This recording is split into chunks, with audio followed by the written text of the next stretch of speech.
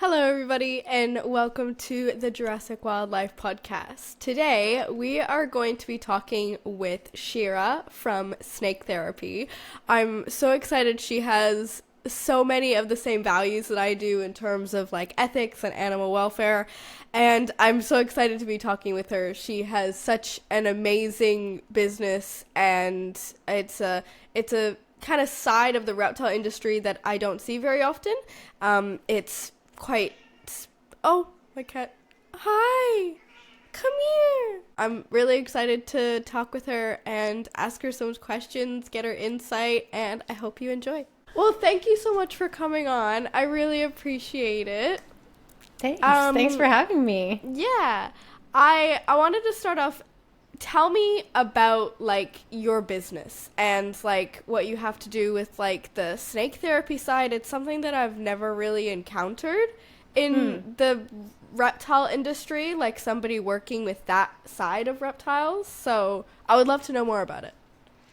Well, it's not necessarily a business per se. I think of snake therapy as more of like a way of being, in being mindful of these animals, and that they do have this incredible ability to heal and soothe our mental and emotional health and even our physical health. And so I do work with a nonprofit animal therapy organization. I'm on the board, and I'm also one of the people that goes out into the field. And so we do take snakes to visit with all sorts of people, care homes, seniors in care homes, kids with disabilities, and bring them and allow them to hold or touch the animals and receive that kind of physical soothing experience, also an educational experience.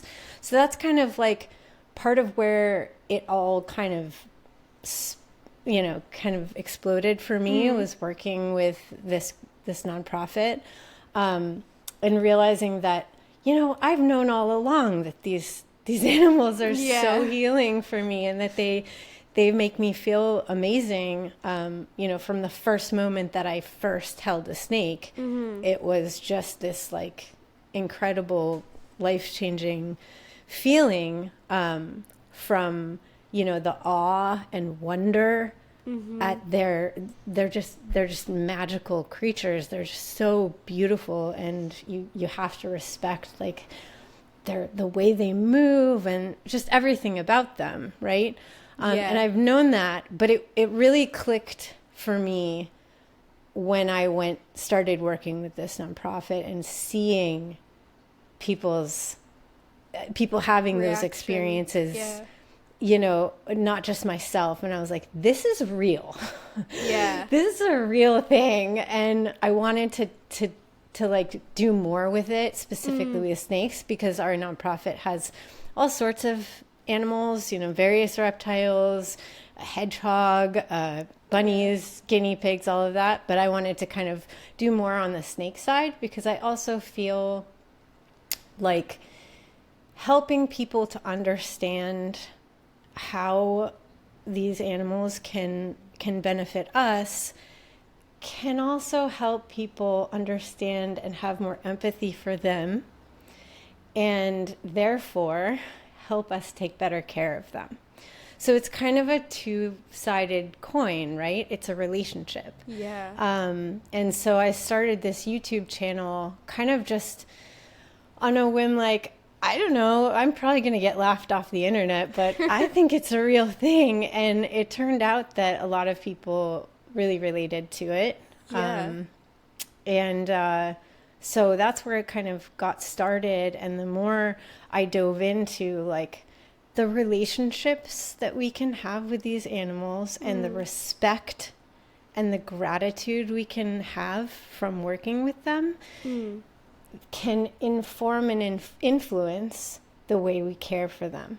And I think that, as we know, there's a lack of standards in herpetoculture that can be really disappointing.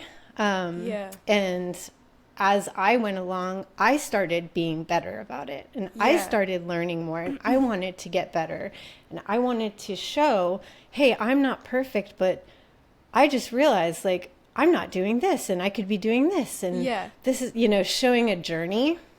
I love that. And then, and it's been really inspiring, not just like, for myself, and from the response too of like how people have been like, oh my God, I've felt this forever, but no one ever talks about it, kind of thing.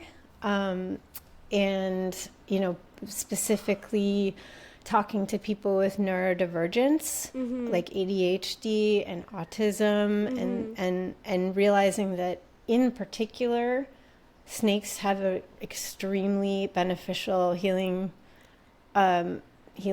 powers for them and for us. I'm neurodivergent as well. So it's been a journey, and it will continue to be, because I do hope to someday make a space where people can come and have these, you know, safe space interactions with socialized animals, to be able to realize that these creatures are not what people make them out to be.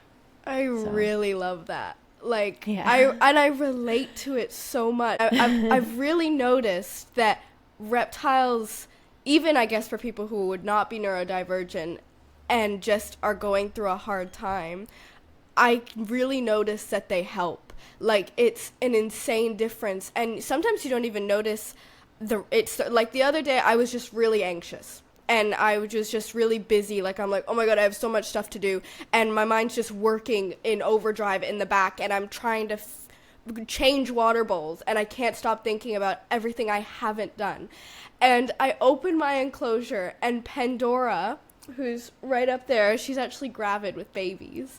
And she comes out of the enclosure and slithers onto my arm, completely unprovoked. I'm just trying to clean her water bowl, and she crawls up my arm, and she's just exploring, and I'm like, I just forgot about everything I was supposed to do. Exactly. I just got shivers when you talked. I know. I'm just like, and I didn't even realize it was her. I'm just like, oh, I'm calm, and I'm like, oh, it's you. You did this, and like, it's really hard to talk about, because I'm such a I guess a sciencey and an evidence person, where I'm like, you need to take care of animals because look at the science, it says this. And there's no really science for this kind of, I guess, spiritual aspect or energy aspect. So it's really hard to say it and prove it when people go, oh, that's not real. It's a snake. You're crazy. And I'm like, well, I can't prove it, but I feel it. So... Well, we're working on it. I hope there's more. There is. Honestly, there is.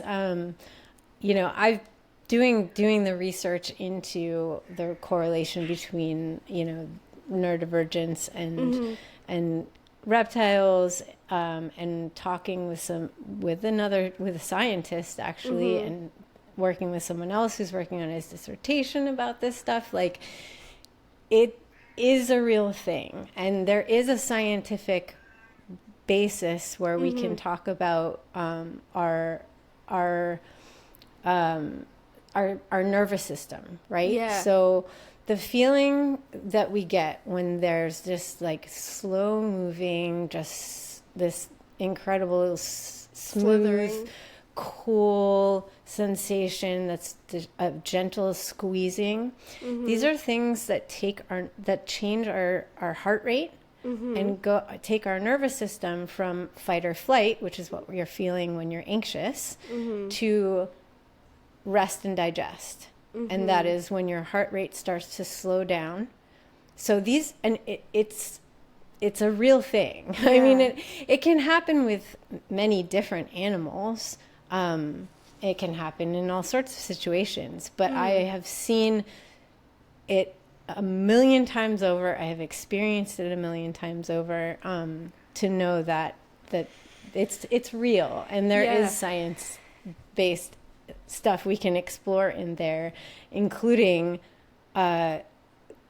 I mean, there's someone looking into snakes as service animals to detect seizures and their ability to do that. So that it's just about getting the research done and showing the world. And since I'm not a scientist, the best I can do is just like tell everybody's stories and tell my stories and show people and help them experience it as well, you know. But you described it perfectly. I mean, what do you know, even if you're anxious already, you know that in order to interact with your snake, to make it feel safe, you need to self-regulate. Yeah. Because otherwise, because they feel it. They can smell stress hormones. Yeah. They can sense your energy too. And I say and that's energy. pretty readily accepted. Like, people say you can't go near a defensive dog if you're scared of it, because they'll feel that. So I guess you just have to apply that kind of thing the other way around. It's, what if you're nervous and the snake can help you with that? Or a dog's nervous and you are not scared of it, you're calm, and you approach it and you make it therefore less nervous. Why isn't it a two-way street? Right. So there's two-way street there. There's the self-regulation that a lot of people will do, not even intentionally, like you did. You just calm down. And you had a snake that was obviously used to you and knows you and wasn't afraid of you. And so she helped you in that situation to just calm down. But then there's the self-regulation where you intentionally, have to calm yourself down in order to work with your snake. So if you have a snake that's maybe more flighty and a little bit, not as calm, what do you have to do in order to work with that snake? You have to regulate yourself so that they can regulate themselves. Yeah. Exactly. And that is working on yourself. So being mindful of yourself and self-reflecting and going, okay, I need to take it down a notch. Yeah. And that's just as good. And then it goes even further when you're actually interacting with a snake, and then it's like even more soothing and calming, but yeah. It's real. I love that. I really love that. I don't know much about the science side of it, and I would love to. Like, I haven't seen much of it out. That's why I don't know much. And I guess it's reptiles in general are very understudied. So this is probably on the last of their list. I mean, we're still having studies come out that say that reptiles have a food preference. Like. Duh. We're doing studies on, of course, I bet ants have a food preference. Yeah. So it's like, we're still studying these such basic fundamental things about reptiles that it's not surprising, unfortunately, that we don't have more of it out. Yeah. And also the science takes time, right? Yeah, so it may take 5 years for a study to come out. Yeah. And then 5 years has gone by and things have changed, and it's all about and it's about where the money goes too. Yeah. I mean, the science can't be done without support, without funding. 100%. And so that's a major problem too, because if there's no support, nobody cares. And that's another part of this for me, is helping people to care about these animals more than they do, and kind of de-vilify them, because if they're vilified, nobody wants to study them. 100%. They don't care. 100%. And so the more we care. Yeah. And it's so important to get it out there, because I don't think anybody really knows about this. Like, I have had zero exposure to this kind of subject in reptiles except for you and I know another lady that does snake therapy here in Australia. Oh, and right. yeah, and they're the only two, and besides that I've never been exposed to it. I haven't seen anybody talking about it, so it's really interesting to hear these things. And I think we need that. We need more people just exposing the public to it. You don't necessarily need to go into the nitty-gritty studies, but just saying, hey, this is some anecdotal evidence that we have for this. Is this something that you should be interested in, or something that do some research? If you like snakes and you like this kind of thing, or you're neurodivergent, it might help you. So I think that it's really good to have people like you, where you're just spreading the word. Yeah. And what one thing I really love too about going out in the field with them is, inevitably there's going to be at least one person, if not more, at the event or whatever we're doing that's like, no. And every time I get somebody to like change their mind, even just a little bit, and even just a little bit is good. They don't even have to hold the snake to have a little bit of a shift. Just and plant the seed. Now, the next time they see a snake or they see an image of a snake, they're going to have a different outlook on that animal. Or they're going to say, maybe we shouldn't kill them in the wild. I mean, I don't want to hold it, but I don't want to kill it anymore. So those are wins. Those are wins for me. So it's like, it's really multifaceted, this whole thing, because there's so much to it. There's the caretaking aspect, there's the therapeutic aspect, and then there's the educational aspect that can be across the board, reptile keeper or not. Yeah. That I think even is just important. A regular member of the public, like they Well, just yeah. they because might just have this fear. And if somebody who's terrified of snakes, hates snakes, is at one of our events and witnesses somebody sitting there absolutely mesmerized, or their kid who maybe is neurodivergent or it has disabilities, and they've never seen their child react the way that they're reacting to this animal, that is going to change their mind. Yeah. And it's happened many times, so it's pretty awesome. It is awesome. And I think it really helps, as you mentioned before, like heighten people's sense of empathy. So instead of seeing these creatures as just like this, it's other, it's different, it's the more we move away from human-like or mammal-like, the less empathy we feel. You have no legs, you don't even have skin, you don't have hair, like you're so other. And it makes people feel a really lack of empathy.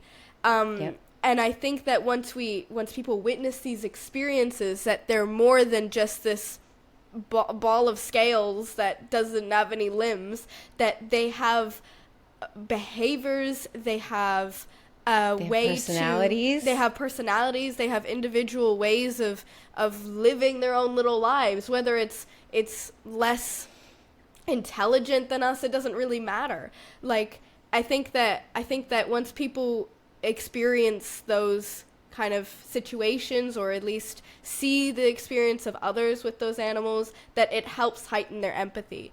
And that's also another big problem that I think in terms of like animal welfare and housing and people who keep and breed. They don't house them well enough because they don't have the empathy. They don't. If we heard somebody breeding dogs that never took their dogs for a walk, there would be an outrage. Like, your dogs are locked up in the house all the time. Your Labrador retrievers, they're going to get hip dysplasia. Like, there's a level of empathy because they're more, I guess, human-like than reptiles. They're more fluffy and cute. They're mammals. So there's a level of empathy that we expect, I guess, keepers and breeders of dogs to have towards these animals. But we don't expect that from snake breeders because, well, they're just snakes. Yeah. Yeah, they think even it's crazy to think that people who work with these animals, you know, think of them that way. To me, it's mind-boggling. I don't understand how you can. I don't either. Like giving them numbers and you know, and just not even thinking that living their entire lives in a dark box. They treat them like little collector's items. Yeah. It's so yeah, I think, I mean, empathy and compassion are the, you know, main tenets of snake therapy, as I see it. And that's for them and for ourselves and for each other, you know, and the more that we foster that and the more that we look at them in a different way, and not other them, and realize that they are not cats and dogs, but that doesn't mean that they don't feel or think. It's just different. Yeah. And that's where the not relationship and different is not less, right? Because that's also another relationship to being neurodivergent. Isn't many neurodivergent? I mean, we're different. We are atypical, and so many of us feel othered, and that's a lot of times why people who are neurodivergent are drawn to these animals, because they're like, I get you. Yeah. Like you and me, we're both weird. We're both different. And they tend to have more empathy towards them because of that. And they tend to be more attentive and like, oh, I see personality. I see, you know, behaviors. They pay attention. Yeah. And they care. Yeah. And they're like, I wouldn't want to be, you know, treated this way. Right? Yeah, and I guess that feels very like a basic human characteristic to me. Like you should have empathy, especially to things that are classified as, I guess, less intelligent, because you wanna protect them, you wanna care for them. It's like how we protect babies. They're I guess less than in intelligence and size, and we need to care for them. So why don't we feel that way towards animals? Like you don't have as much, I guess, free will in this universe. You don't have as much ability to just open the door or do whatever you want. I have to take care of you. I have a responsibility to ensure you have a good life. Absolutely. And it's heartbreaking to see breeders from all around the world, in Australia, in America, whatever.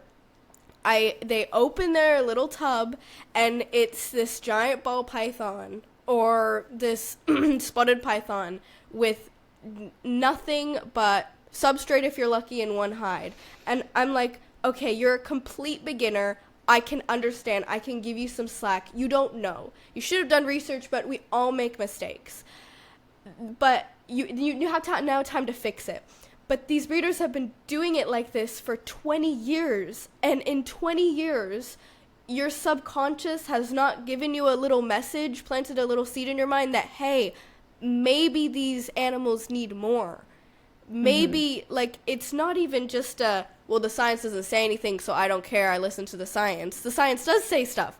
It goes completely against everything we know, and what I would imagine people feel towards these animals, empathy, a sense of you need to care for them, you need to protect them, you want to make sure they have a good life.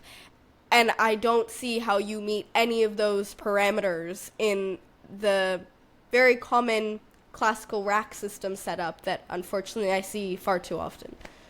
And it's not just breeders, unfortunately. I mean, it's keepers too. When you know, if we're brought up to believe that this whole stupid reptilian brain theory that was disproved decades ago, right? That theory was debunked. It's not a thing, but it's still pervasive today. Yep. And so we grew up thinking that they don't have these thoughts and feelings, and they don't have needs like other animals do.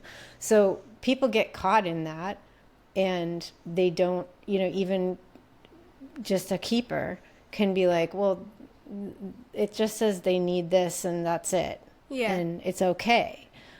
So I try really hard to kind of weave all this stuff together. Yeah. And bring in that empathy and bring in the science too of being like, okay, if you love this creature, why do you keep this creature? Mm-hmm. Why do you have it? Mm-hmm. Well, I really like watching it. I like it. Mm-hmm. Okay, if you like it, then what are you doing to support its needs? Mm-hmm. And those needs include behaviors that you're not supporting it with. Mm-hmm. So how do we learn how to do this better? And there's plenty of science on the behaviors of snakes. Yeah. So if you're keeping a snake in a box with nothing, mm-hmm. you're not allowing it to have those natural behavioral. It can't behave. Mm-hmm. It has to behave. Yeah. Like a snake. You have to allow it to behave in its natural way. Mm-hmm. This is where like the 5 freedoms come in. I'm not sure if you've heard of those, where it's like mm-hmm. the basics of animal welfare and things. And one of them is the freedom to express natural behavior. So mm-hmm. you would imagine you should know at least the basics of that animal, the basic ecology and how they behave in the wild. They like to hide. You should provide them with multiple hiding spots so they have a choice. They have an ability of free will within their environment.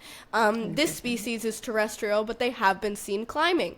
That means that you need to provide climbing opportunities if this individual is more inclined to climb than others. I have some snakes that have never used their climbing opportunities. Do I take them out? No. I still give it. They may use it in like the dead of night, 4 a.m. where I've never seen it. They use it for 30 seconds. That's worth it to me. Or maybe they have actually never used it. I want them to have the choice and the free will within their captive environment, because we've already stripped so much of their free will away to make those decisions. Yeah. Yeah. I mean, Lori Tarini talks about it like they didn't choose to be a captive animal. Mm-hmm. So let's give them as much choice and freedom as we can. Mm-hmm. And and like the whole they don't climb or they don't do this thing just drives me nuts. Here's the bottom line is, can it benefit them? Mm-hmm. Do it. Yeah. Yeah, exactly. I mean, to me that's just so it's become like my bottom line. Like, if it can benefit them and I can provide it, I'm going to do it. Yeah. And whether or not they use it, or whether or not I see them using mm-hmm. it, you know, because it also could be, like you said, in the dead of night, or a lot of times people will offer something and in a few days they're like, well, I haven't seen them use it, so they don't need it. And it's like, well, depending on the personality of your animal, mm-hmm. they could have a coping style that is more reserved. Mm-hmm. And so they're going to wait 2-3 weeks, months, mm-hmm. and then they're going to use it. Mm-hmm. Because they're waiting to find out, is it going to harm me? What is it? Mm-hmm. What is it in relation to me? Mm-hmm. And then there's going to be other ones that are going to be like, I got to find out what this is right away. Mm-hmm. And either way, if it can benefit them, do it. Yeah. You know what I mean? They have such individual personalities. I love really that you mentioned that, like the difference between one trying out a different climbing item or something compared to another. Like I had a snake. He has 3 hides, and I only ever saw him use one. And I was like so concerned. He was in there for like 6 months. He wouldn't leave. And I'm like, you're not thermoregulating. I'm just like, what's happening? I'm so worried about him. And he's just so he's so shy. He's staying in this hide. And I was like, okay, I'll just wait it out. I've checked him at the vet. He's perfectly fine. His enclosure's fine. Nothing's stressing him out. And I'm like, okay, I know I'm doing everything right. And then finally, like after 6 months, I saw him in the other hide. And I'm like, yes. And then he stayed in that hide for several more months. But it's just that he has a different personality. Whether it's some of my snakes, there won't be a single day and that I don't see them out. And you also need to, I guess, alter their enclosures to that. So I give him a lot more hiding opportunities, and he's become a bit more fluent in using them now. And some of my other snakes, most of the time they'll be outside and climbing. Of course, they'll use their hides when they want to, but I give them a lot more climbing opportunities than I would give him. He still gets like 2 or 3 horizontal perches, but I give some of the other ones 2 or 3 horizontal perches and then 3 branches, like diagonally, because I know they'll use them. Yeah, and I think, you know, what you're talking about is really important to talk more about is observation. You are observing your animals closely to understand what they need. And a lot of people, you know, they'll set it up and it's one and done. Yeah. You know, and they're just like, well, it's not, I don't know. This is just what This is what the care guy told me, so why does it Right. mean anything else? But observing your animal and its patterns across its lifespan, not even just as like, you know, it could be like it acts one way as a baby and then it acts a different way in maturity and all of that. But the observation part is really important, because if you observe that your animal isn't utilizing what you're giving them, then probably you need to make a change to support them a little 100%. Bit more. So make the whole, I mean, if you see this one behind me, like the whole thing is practically, she can get to all of her 6 hides or whatever in some kind of cover. Yeah. And she can feel safe doing that. And I have a BCI that he's my most inactive shy snake. And he'll just spend weeks in one spot, and then he'll suddenly come out and find a different spot, and then he'll do it again. And when I really went with like expanding his space and really giving him more opportunities, it took him a really long time to explore all of them. But now he has, and now he goes to those different places. And I just had to be like, I'm going to let you give you time. Yeah. And I'm going to make sure that you feel safe exploring. Yeah. You know, so maybe the Shire snakes just need a lot more clutter in order for them to feel safe to explore. And once they have that, they're going to do it, you know? Yeah. Yeah, I think that's also a really important part, like what you actually use in terms of filling up the enclosure and it individualized to the animal. So if there's a wrong way to implement like enrichment and clutter in a way that this individual animal or maybe even the species won't utilize. It's like giving a turtle climbing opportunities. Well, that's not appropriate for the species.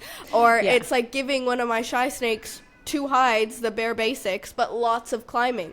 It could be beneficial, but it's not appropriate for this individual. They should still have climbing opportunities, but you need to focus your energy somewhere else in places where they will utilize that and what benefits them.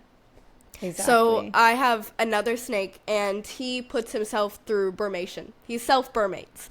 He will, during the colder months, he'll go to the cool side. I have like a little bird toy up there where it's like 2 levels of like woven basket material, and he'll sit up there in the cooler months, and he will stay there. He will not eat. He's coiled up on the top. He doesn't move. And then when it's the warmer months, he'll go back to his warm hide, or he'll go back to his warm side. He completely self-burmates, and because I've noticed that of him, I make sure that the cool side is really well foliaged. It's really well covered. That top level is really well covered, so he can go up there and feel safe and secure during half of the year that he puts himself up there. Because that's what he is inclined to do. His natural biological clock wants him to be on the cool side during those months. So if I didn't observe that, if I didn't take into account my individual snake's personality, then I wouldn't do that.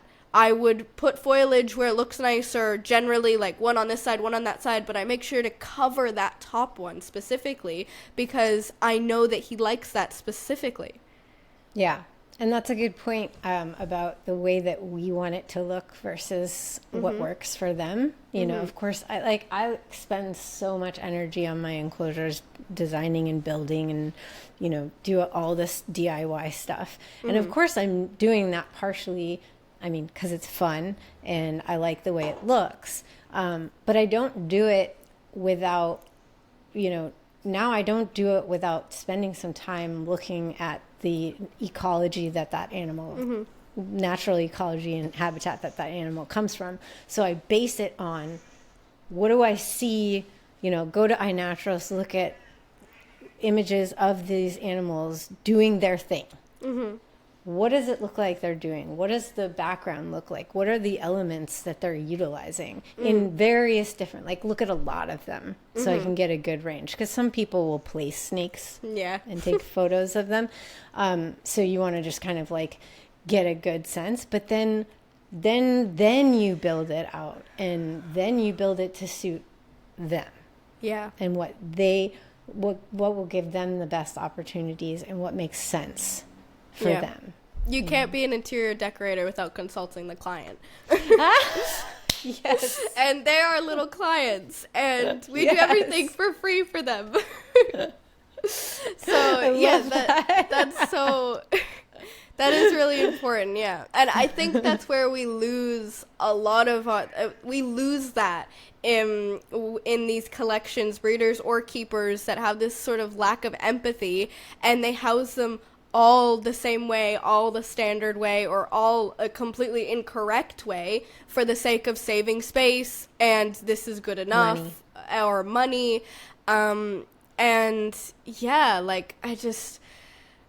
I think that it's definitely, as you said before, kind of taught, or I guess indoctrinated, because I do husbandry consultations, and I have spoken to a wide range of mainly keepers, some breeders also, and they're really open to learning, but they just haven't been exposed to it. They got their breeder from somebody who breeds in racks, and unfortunately all the snakes I bought are from rack breeders, because there is nobody in Australia that I found, nobody with the kind of morphs that I'm looking for that houses properly. And I guess that's my kind of point of difference, where I'm the only one I know. I hope I'm wrong. I hope there's more in Australia, because I can't buy anywhere else. But there's just such a lack of it. There's a lack of people caring for their animals, especially when they're breeding for them. Like, when you're breeding animals, you should be the type of person that has the most optimal care, so that you can be an example to the keepers you're selling to. And so, yeah, these keepers, they buy from breeders, and they get their information from these breeders who house incorrectly, and I guess have these incorrect views on the basics of husbandry. And they tell them to remember that keepers should not take husbandry and housing advice from breeders, simply because breeders, they're doing it as a business. So that's economics focused. It's not animal focused, right? Yeah. So no matter what, that's not the best place to get your information from, because they may have very healthy, physically healthy animals, but they are doing it a certain way for it's economically viable. To make money. They're not doing it for the purpose of the animals. And if they have hundreds of animals, then to keep those animals alive and healthy, they need to house them in a way that they can, make sure things are clean, and et cetera, et cetera. And I still don't like that. But it is a fact. Yeah. Hi, Kitty. This is Willow. Hi. She's taken up my space. But it's important for people who want to keep pets to remember that that's not meant to be how you keep an animal as a pet. Yeah. I feel like that should change though, because I feel like when you're buying from somebody, it's you're right in the sense of like right now I wouldn't take advice from the average breeder, and because of how they house and because of they would just provide advice as to the same way that they house. So I house like this, so you should house like this, because I guess that's just what people do. They usually give the advice of what they're already doing because they think what they're doing is the best, right? So yes, I wouldn't take advice from most of the other breeders because of how they house and because of their views on husbandry, but I feel like it's kind of the default, excuse me, just drinking my matcha. It's kind of the default of where they get their information from. It's, oh, I'm getting it from you, you're the expert, you're more advanced from me, tell me what to do with this animal. So it's kind of it's like having a teacher. It's like asking your teacher a question in math class. It's, here's your math homework, teacher, I don't know what to do. Here's your snake, I don't know what to do, tell me, I need to learn. So it's kind of a natural inclination to get information from that person. And of course, always do your own research, no matter how good the breeder is. Whenever somebody buys a reptile from me, I do like a free consult for them. I'll keep it on hold until they have everything ready. And I encourage them, don't even listen to everything I say, because I'm not always right either. I don't think anybody is always right. There's always new things coming out. There might be one little piece of information that somehow I haven't been exposed to. So you should do your own research too. And if you find something conflicting, come back to me and we can talk about it. Or go to talk to another breeder who has similar values to animal welfare as you do. And yeah, I think that needs to be something that is changed. Breeders should have a level of husbandry where it's at least appropriate for the species. And if you're keeping hundreds of animals, you need to at least be providing basic husbandry, which is at least 2 hides and some enrichment, at least. And unfortunately, that's not even met.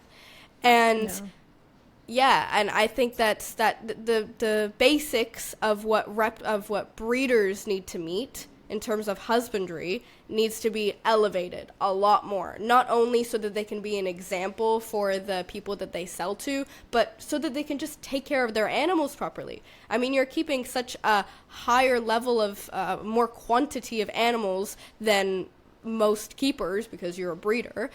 So you should be making sure that each of those animals, you're keeping so many individuals, so many little personalities, that they all have their needs met to some degree at least. I'm not saying you have to buy them all 3 meter by 3 meter enclosures like you see at the zoo for a tiny little pygmy python, but something that's at least appropriate. And I don't see that. No. Yeah, I mean, yeah, it's an uphill battle some days. It feels very frustrating, and we're never going to change everybody's mind. Yeah. But I will say that I've had a couple of lovely surprises in that, like, for one, I had this older gentleman randomly send me a message on Instagram saying, I've been doing this for 20, 30 years, breeding for 20, 30 years, and you've taught this old man to look at my situation a little differently and to look at these animals a little differently. And I didn't think he wasn't saying he was going to change everything, but what he was starting to do was, wait a minute, just because I've been doing it this way, maybe there is more I could do. You know, just and planting that's that seed. huge. And so it is important, you know, that we don't have this like dichotomy of like either this way or this way, and screw you. It's like we need to work with each other and to help each other understand. And there are plenty of breeders that are going to come back and say like, well, I can't feasibly do that. And that's a choice. on their part, and they have, they have to acknowledge that, and that's an ethical choice. But being willing to acknowledge that and talk about at least it the start in a productive way and say, okay, well, do you need to have 300 snakes, or could you size down and do a little bit more for the ones you have? You know, can you look at what you're producing and how much is leaving and how much is staying, and does it make sense? Can you maybe switch up your model a little bit so that these animals are not in prison? You know, and I think what breaks my heart most is the breeder females that end up, you know, living their lives, their entire lives in these situations. That breaks my heart. Yeah. I mean, at least the hatchlings usually, they might have bad husbandry, which does hinder brain development for the first few months in the breeders, in closures and setup. But most of the time they go to a keeper instead, and usually they're a lot more open to, because typically they're a beginner, or they consider themselves just a keeper, so they're a lot more open to receiving new information. I find breeders they can be very egotistical in the sense of, I've been doing this for so long, and I understand that. I totally understand the breeder side, where it's like, why are you telling me to change? I've been doing it like this for so long. I know what I'm doing. My animals are healthy. I don't understand it's just another level of, I guess, a lack of understanding or a lack of empathy. And that's why it's so important for people like us to plant that seed, that they're not bad people. They don't want to hurt their animals, but they just don't, I guess, see it the way that we do. And that's okay. People learn and grow. And I know I personally keep in 2 small enclosures. I know I do. And I'm saving my money. I'm starting new services, getting new products so I can make more profit, and I'm going to upgrade all my enclosures to a meter plus.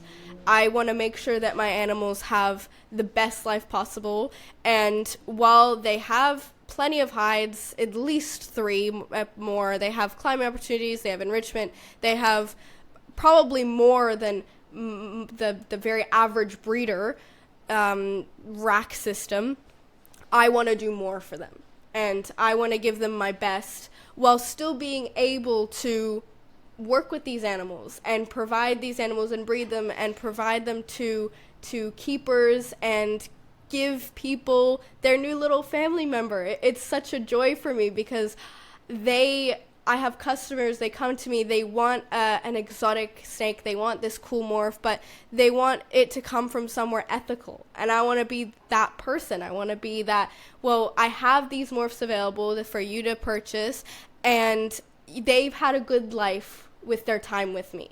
And I'm going to help you give them a good rest of their life. And I love that dynamic. I love that dynamic, rather than just it's I guess quite personal, than rather than just a collection trade-off. Oh, you want this one? The highest bidder. Here you go. I don't care how you take care of it. And the auctions that's really bother me. It's a very, or like giveaways. I see reptile giveaways way too much. Like it's a live animal. You don't just give it away. You do giveaways or discounts on products. I don't do discounts on my animals. I will not do giveaways for my animals. They need it. It's the wrong dynamic implanting in people's brains. You're treating them like an item, like a collector's piece. And while I guess I have a collection and I love collecting the really pretty ones, I have a certain respect for them. It's not like I'm collecting them just because they're pretty. It's I guess preference. I like this color more than this color, and I choose to produce this color, but you don't get any less respect from me because you're a different morph or because you're not as expensive. And I think that's the dynamic that we need to change, that they're not a collector's piece. You're caring for a litter of animals.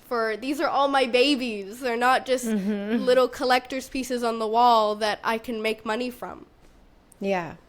Yeah, and I think something you said earlier is important to highlight, in that,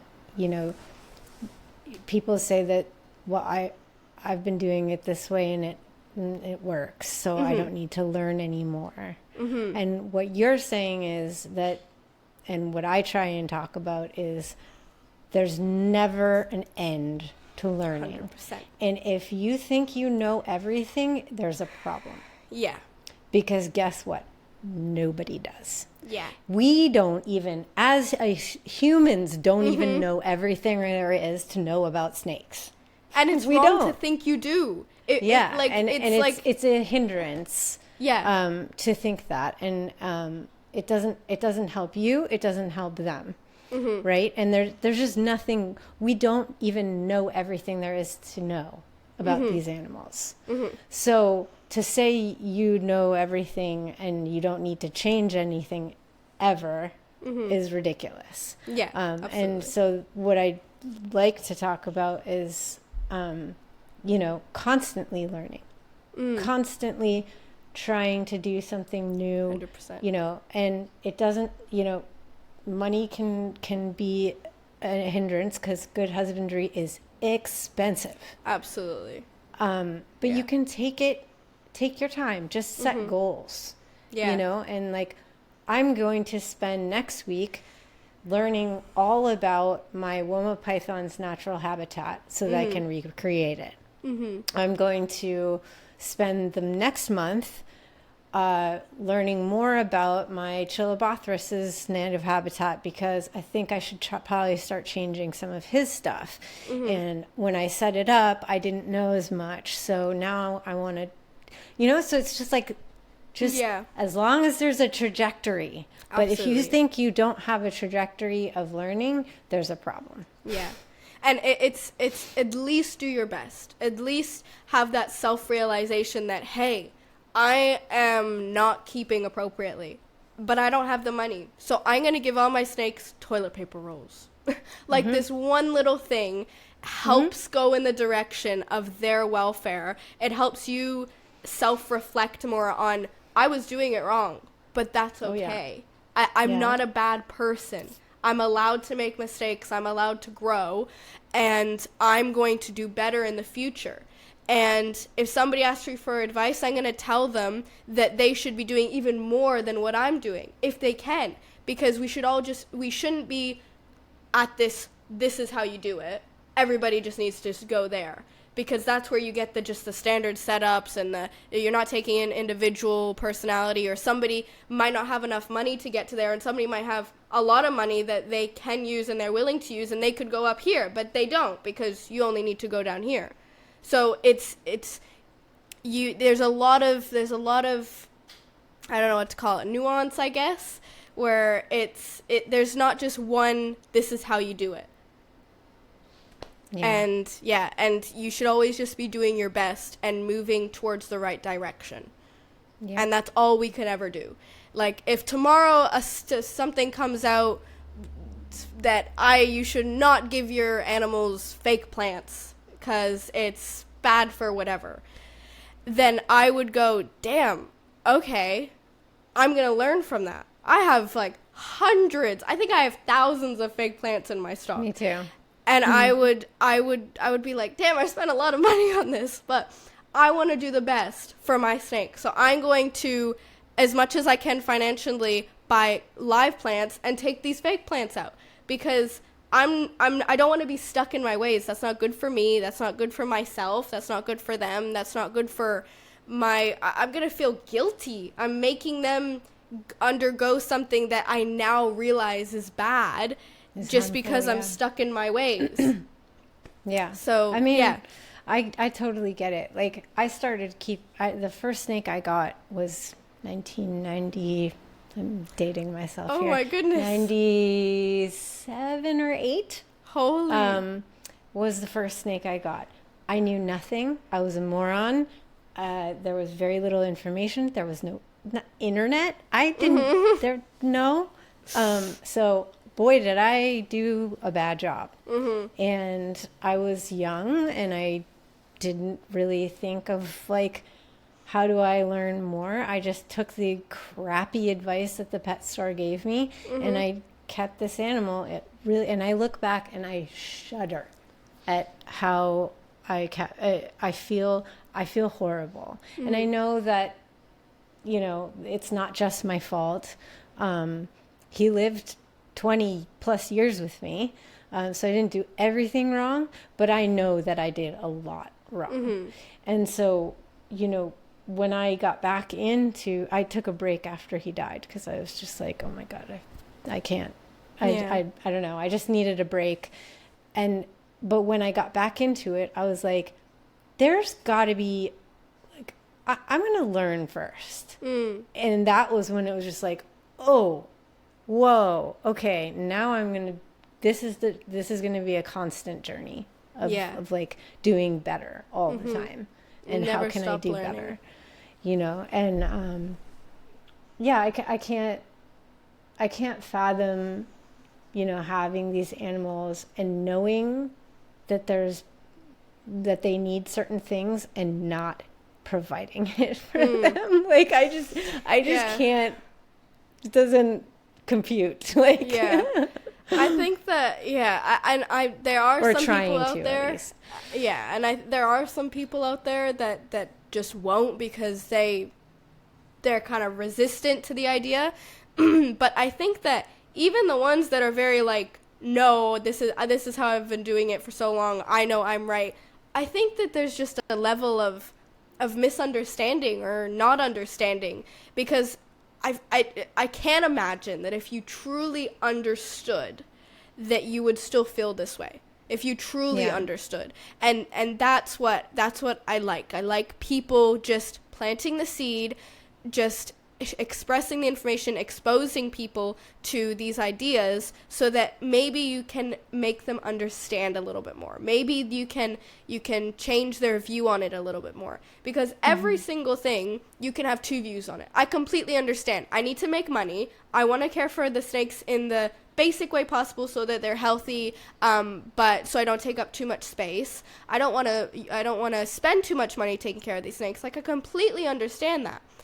So, but you're already wrong in your view, because I want to do the most basic setup so I don't have to spend too much money, but they're still healthy. You're not at that basic setup. Well, there's that miscommunication. The priority is money. The priority is you.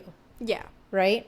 So we're talking about priority levels here. Yeah. And I think that's a pretty big issue, is because, again, it goes back to us seeing them as less than. Yeah. As opposed to like my animals are my children. Yeah. And am I doing the best? There is no best. I could always do better. Yeah. 100%. Always. And that's why I'm constantly doing it. But like, I lost my train of thought.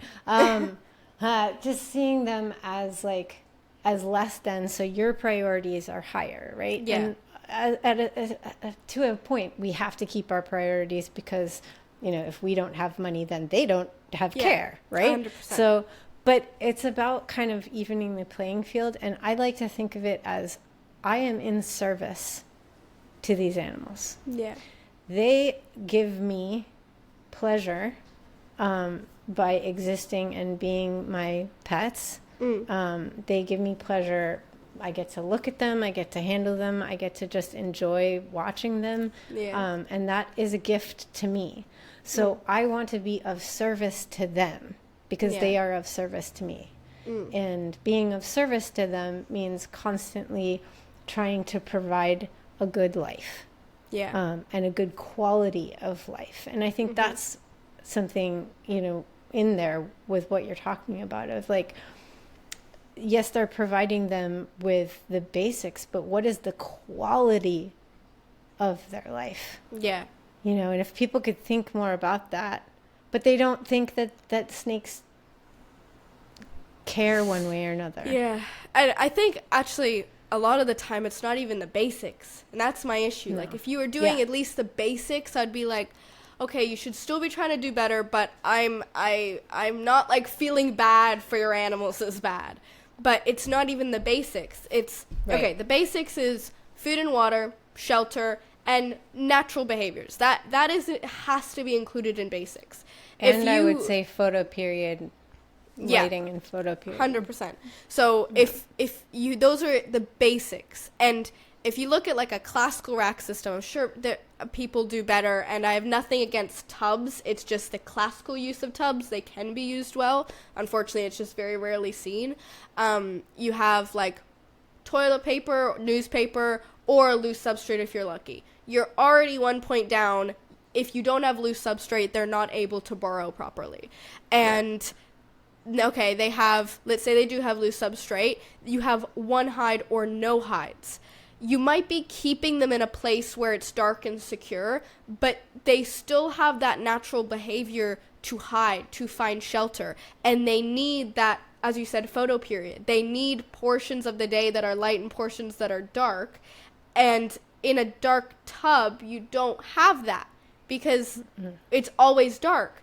So you're just messing it up. It's like, it's simply wrong. It's not even the basics. And okay, if you kept in a tub that was the minimum size, so it's still appropriate, but it's the minimum size. You only have one climbing opportunity. You have some foliage, but it doesn't cover 80%. You have the minimum of 2 hides, and you have appropriate heating and lighting. I would be more okay with it. Like, at least this animal is okay, basically. Like, at the very basics, it's okay in terms of welfare. You should always be doing better, no matter how good your setup is. But they don't even get to that point, and that really bothers me. And then they get more. Yeah, and then they get more, that drives me nuts. They subject even more animals. They subject hundreds, thousands. I know breeders that keep thousands of animals like this. Thousands like this. And you're not just subjecting one snake to this inappropriate environment for a long period of time. It's not a short period of time. They keep males and females like this their whole life until they die. Maybe the hatchlings go on, but then they give bad advice to the keepers, and then the keepers keep like that.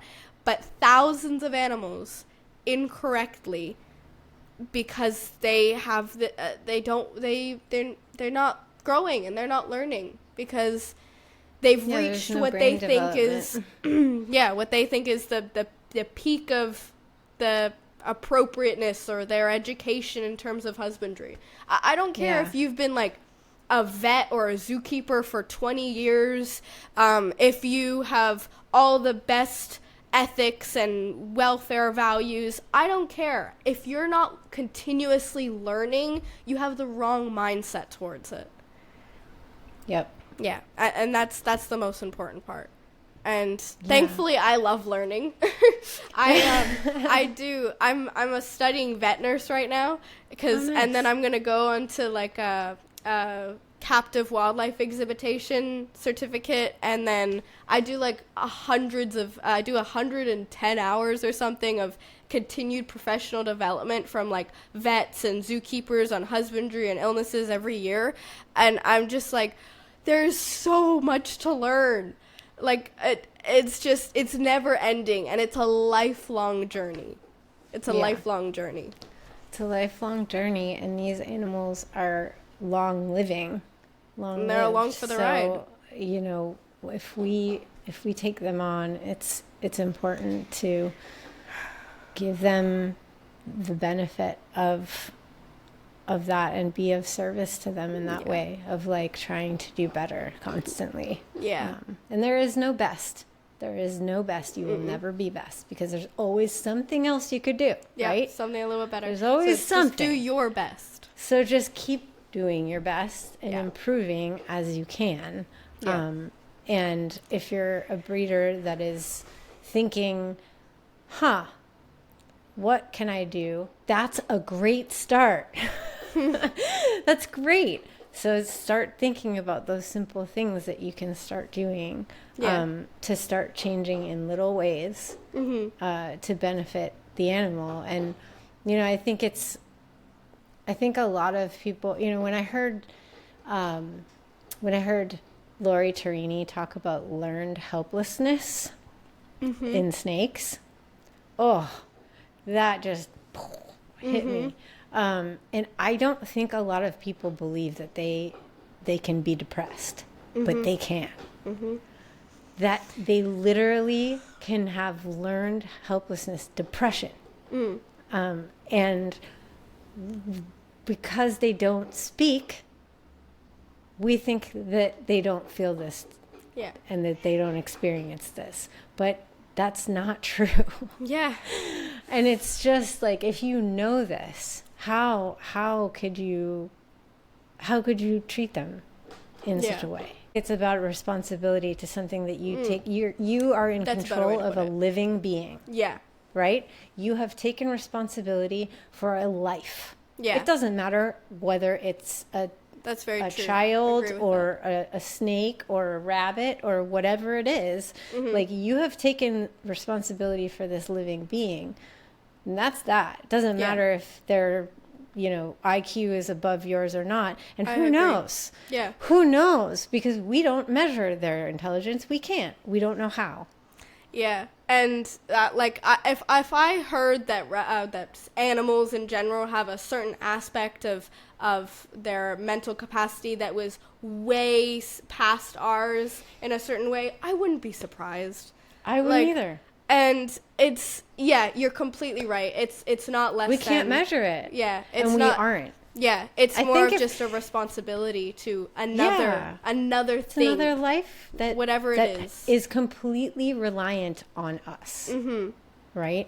It is completely reliant.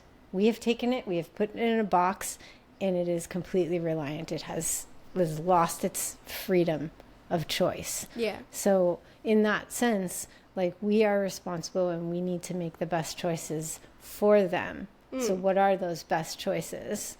And it has nothing to do with how smart or how expressive they are. And that expression thing, I think, is a big deal for a lot of humans because, we are like, oh, well, they don't make expressions that we can relate to. Yeah. So therefore, they're stupid. Yeah. Yeah. Or they don't think because they don't express themselves. Well, I've talked to autistic people who feel the same way. They're like, I don't make expressions with my face or I don't make eye contact. But that doesn't mean I don't have a ton going on in my head. Yeah. And people just assume all this stuff about me because I don't emote the same way. So when I hear things like that and I think about them, like, I just assume that they are intelligent. Yeah. And if I look closely enough, I can learn about their personalities and I can learn about a little bit more about how they think, but we don't know for sure. Yeah.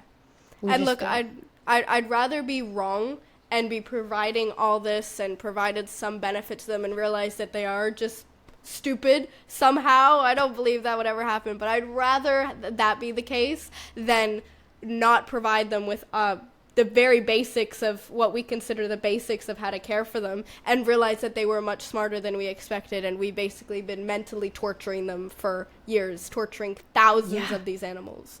Yeah. So I'd rather be wrong. 100%. Me too.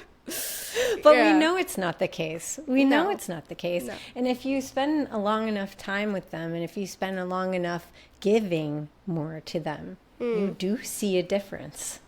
Yeah. You do. You can.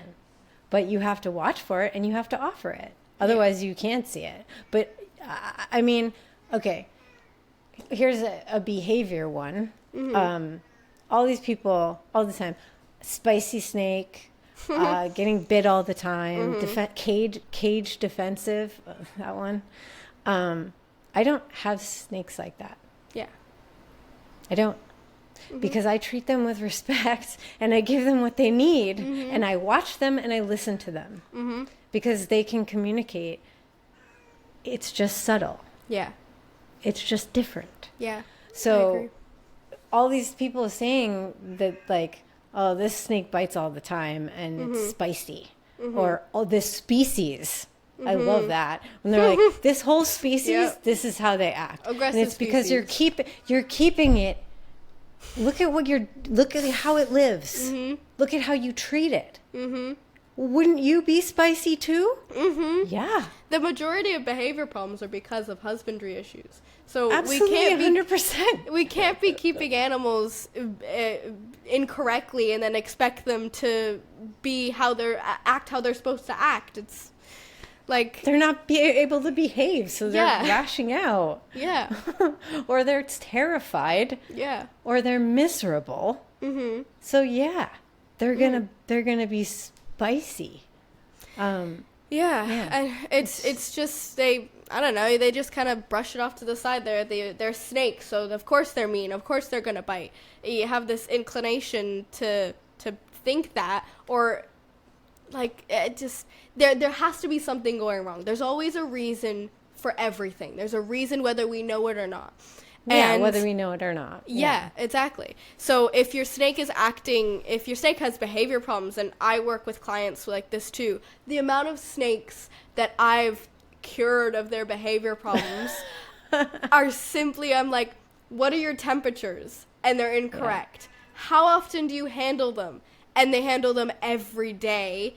And how do you handle them? Oh, I let my 4-year-old daughter take them out. I'm like, I love kids. Expose your kids, but she's probably, most young children, she's probably grabbing it too hard. She's probably being a bit too forceful. It's coming in from above. Exactly. Or it's coming in too fast. Exactly. These all of these little things. And I remember I had a client, he had an Antaresia. It's mainly the species I work with, and the snake just would not stop biting, and it was very random. It was out of nowhere. I'm like, okay, what has changed? Well, I changed the light. So she had a heat mat and I changed it to a red light. I'm like, okay, she's probably stressed because she has no nighttime. Her eyes hurt. She's in a level of pain. She's in a level of, when you have a headache and you're like, oh, turn off the light. She's probably feeling like that. The light is always on. Change your light. And don't handle her. He was handling her for like every day since she got him. But she didn't have a problem. But this light must have just tricked her over the edge. So I'm like, change the light and don't handle her for a week. She came back after the week, and she was completely like a new snake. It's like, oh, she was just bothered by the constant light on and the constant handling. And I'm okay, try handling her twice a week for 15 minutes. And that has been able to stay consistent, and she hasn't gone back to those behavioral tendencies. So there's just these little simple things of the lights on that tricks them over edge. Even after doing something stressful, like consistently handling, she was able to cope with that. She was able to tolerate that. But the light was just like, it was too much. I'm going to start being defensive. Yeah. I'm stressed out. I'm anxious. So once we fixed the light and also we fixed the handling, she became a new snake. Like before, she was tolerating it, but it didn't seem very enjoyable. Like she was holding on, she was squeezing a little bit, and now it's just a new snake from these two little changes. That's so awesome. I really wish you could see what I could see right now. My Ramphiophis oxyrhynchus is extended out and periscoped out like about this far, just watching me right now. And she's 5 or 6 feet away from me, and she's just watching me. Oh my God. She's like, what are you guys talking about? I want to join. You are the cutest thing I have ever seen. She's got eyes like this big in her face. She's super, super hyper, great vision. I can't, and the lights are out, and but I've got lights on in this room, so she's just like, what are you doing? Why are the lights so bright? Oh my God, you are adorable. Sorry. I love that.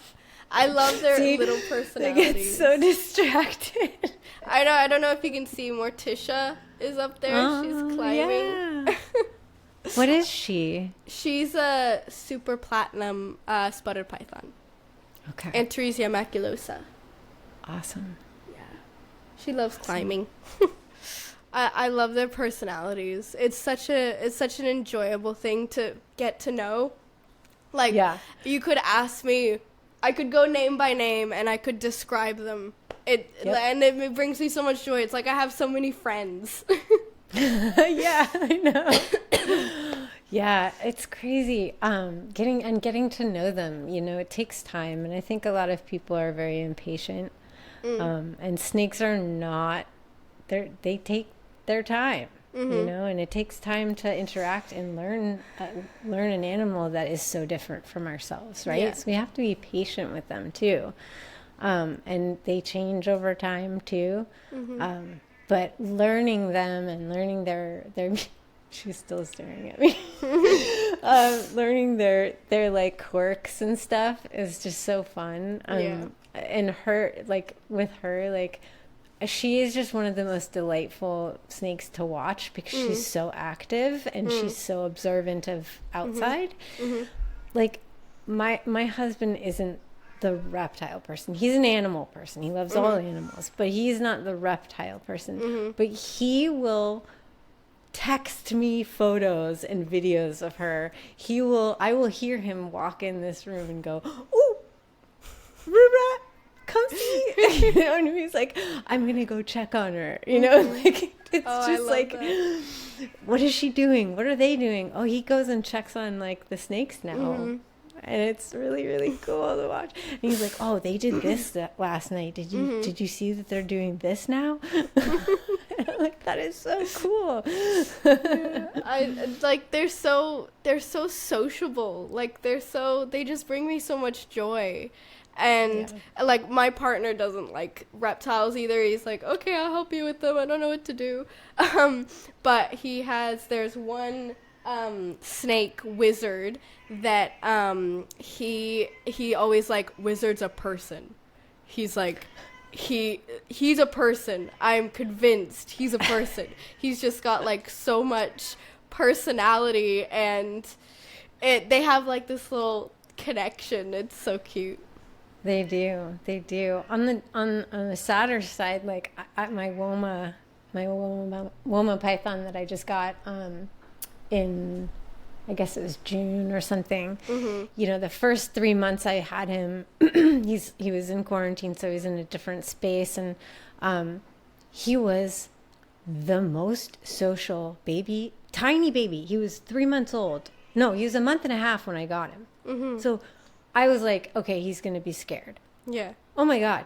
Came to me every single time, all the time, exploring, like totally social. I took him to the vet and got him tested. I think you actually commented on this. So I took him to the vet, and I was going to take him out of quarantine and make sure he was good. He's traumatized. He is no longer coming to me.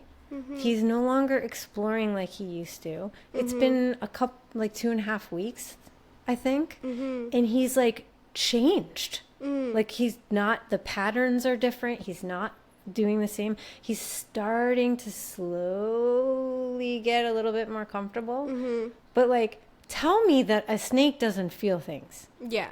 After that. Yeah. I mean, he is a different animal because of an experience that he had. Yeah. He learned, and it's just like how people can think that they don't feel things. It feels like common sense. It is common sense. Yeah. And so what did he have done? Did he have like venipuncture? He had a swab. Okay, he had of his mouth. And they took him away to do it. I wish they didn't. And I'm never letting anyone do that again. But he when we were doing the checkup, he was great, and he still went in his hide and then came out onto my hand, and like he was doing great. And then they gave him back to me when they took him away, and gave him back to me, and he's like, I mean, I've checked him. He's still eating. He's still pooping. All the basics are there. He's just traumatized.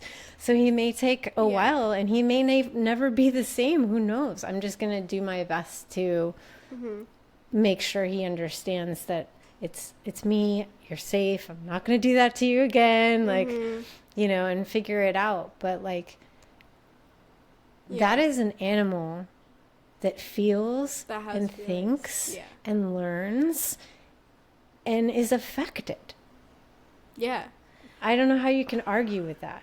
And I think there's a really big issue in like the vet clinic like side of things where I've worked in clinics, I've worked with exotics, and I've done viral testing. I've been the nurse that was helping with my vet when I was doing testing for my snakes. Like, I see the way they do their procedures and things, and it's amazing that we have the kind of technology to be able to help animals in this way, but we don't treat them with enough compassion, and No. it's like we need to be making the experience as if we would in a human hospital, like with more empathy, with more stress-free, making sure there's less anxiety, and it's very mechanical. Like, it's like a factory. It's like, next animal, get the catheter in, do this, okay, do that, next, oh, it's a behavior, get the muzzle. Like, it's just it's very disconnected, and it creates, I agree, it creates a lot of trauma. Like, that it's a very common thing that dogs and cats hate the vet. I wonder why. And yeah. But also, interestingly enough, I took the Ramphiophis to the vet too, mm-hmm. and she didn't get traumatized. It depends on the person, I guess, and depends on what they're doing. And but it also, that it just comes back around to, like, they're unique. They are different personalities. If one snake just behaves so differently to the same thing, mm-hmm. like, then that you cannot deny that these are beings that deserve our respect and have emotions, right? But I agree with you. Like, it's like the healthcare system. I mean, for humans, that's another it's not topic. that much better. It's not that much better. No, we're not. kind of just like churned through and like, But I know, it's a big issue. I actually reached out to Lori Chirini after I got back from the vet with him, and it had been days, and I was just like, this is not okay. Something is wrong, because he's a different thing. And she was talking about fear-free vet clinics. And I didn't even know that was a thing. Yeah. So now I have to look into that. There's there's a specific like fear-free certification, but they only do birds, cats, dogs, and like horses. They don't have a reptile specific one. And then there's some clinics that I guess market themselves as stress-free, so their staff have undergone training for more stress-free techniques for a variety of animals. But if they have like the fear-free certification, there's no reptile one from what I know. So it's not really a like something that I would look for, because I'm sure there's people out there that would do more research on fear-free or stress-free techniques, but the specific fear-free certification, they haven't come out with a reptile one yet, unfortunately. And there's so much individual personalities when it comes to those kind of experiences. Like, I do physical exams on all my animals to ensure their health.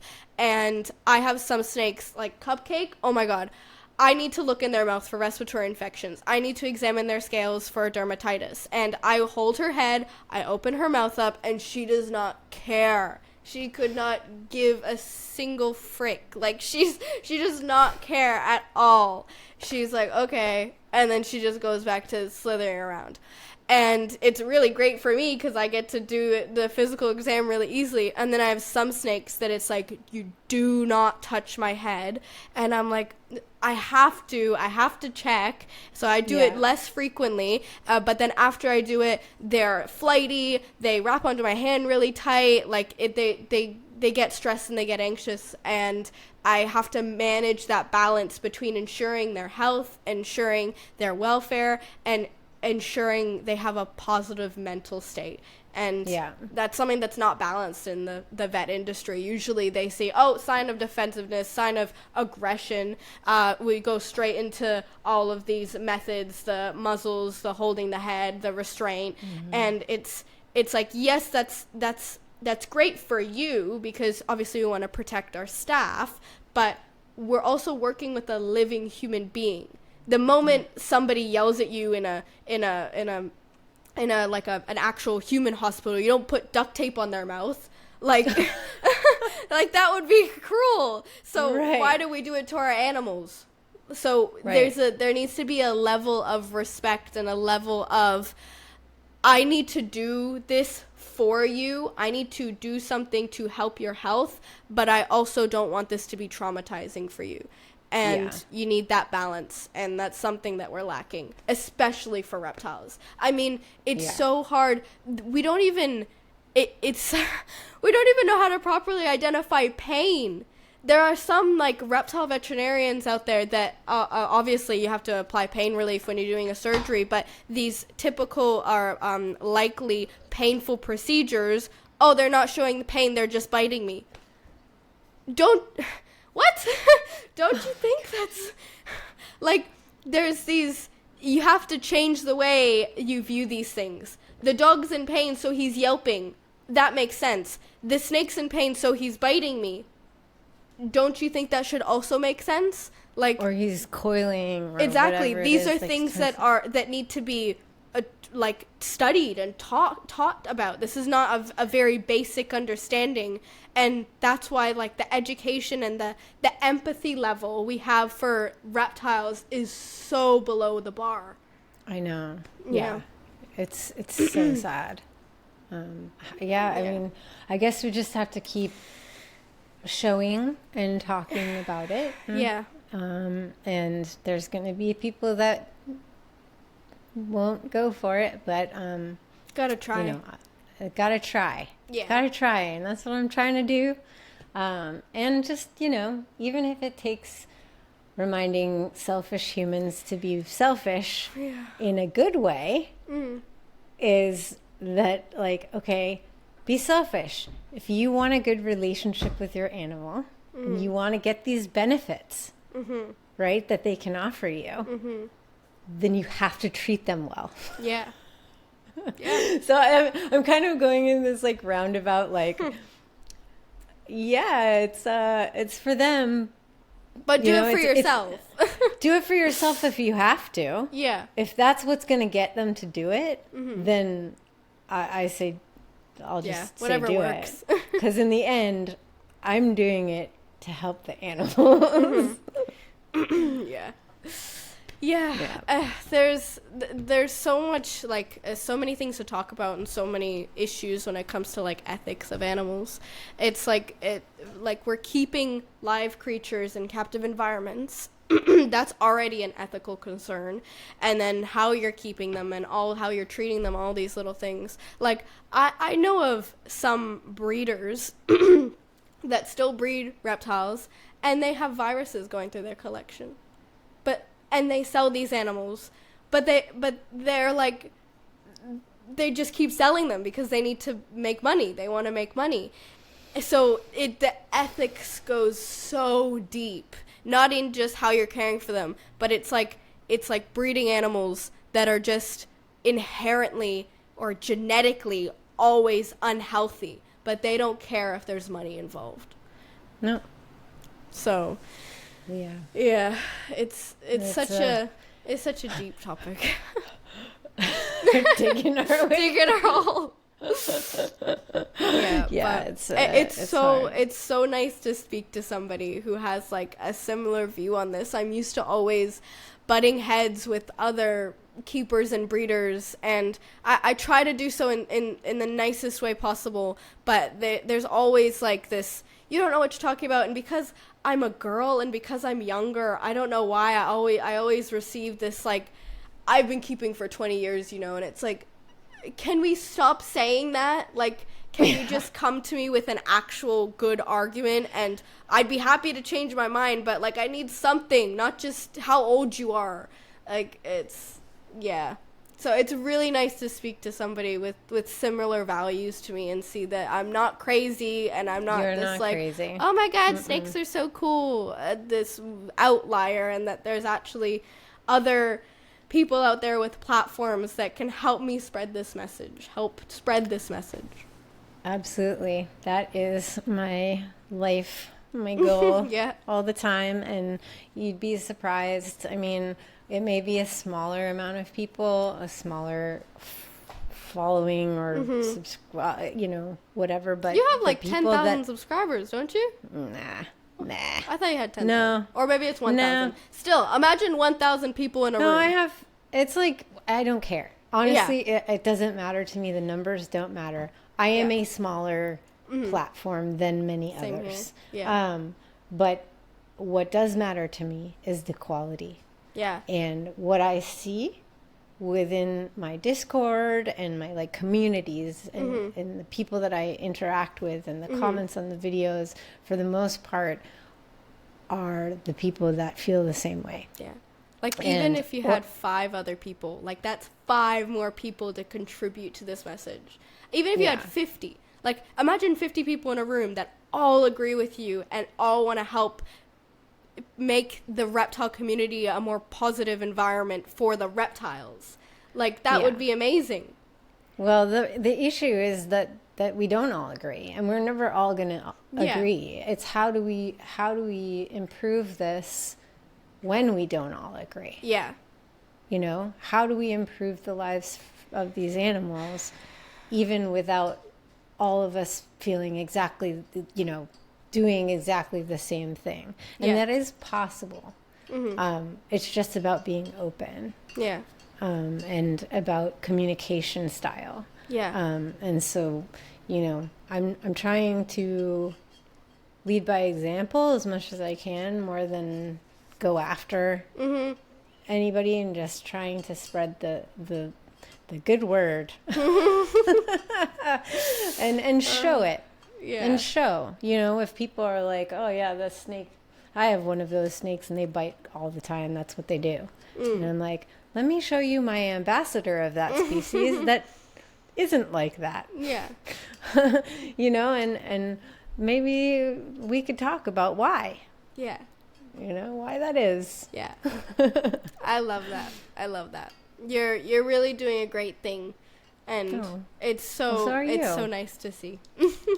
Oh, thank you. Yeah. Well, thanks for this. I had such a great time. This is a great way to start my morning. Oh yeah, it's morning for you. But you're going to bed now. Yeah. That's so awesome. Thank you so much for coming on. And I hope we can plan something again in the future, maybe with more guests. And absolutely, your insights and your brain is just, it's amazing. It's so nice. Thank you. Well, thank you so much. Thank you very much for coming on, and I'll see you next time. Yeah. My goodness. Well, that was awesome. I so enjoyed that.